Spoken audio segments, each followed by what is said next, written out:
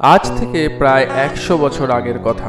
নৈহাটির বাসিন্দা শ্রী ভবেশ চক্রবর্তী কয়েকজন বন্ধুর সঙ্গে নদিয়ার শান্তিপুরের রাস উৎসব দেখতে গিয়েছিলেন। রাসের মেলায় ঘুরতে ঘুরতে সেখানে এক বড় কালীর বিগ্রহ তার চোখে পড়ে। মন ভরে যায় ভবেশ চক্রবর্তী। নৈহাটি ফিরে তিনি একদিন ভাবছিলেন যে তিনিও এরকম একটি বড় কালীর বিগ্রহ প্রতিষ্ঠা করতে চান। তখন তাকে মা কালী আশীর্বাদ করে বলেন, আমি প্রতিষ্ঠা হব তোর কাছে বড় মা রূপে।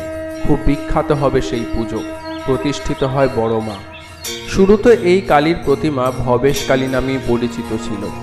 পরবর্তীকালে এই ২১ ফুটের ভবেশ কালীকে বড় কালী বলা হয়। তারপরের নাম হয় বড় মা। বড় মায়ের মাহাত্ম্য লোকমুখে ঘুরে বেড়ায়।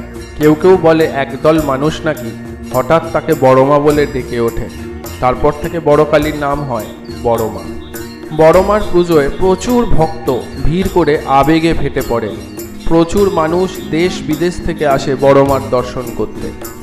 বড় মার থেকে যে যা চায় সে তাই পায়।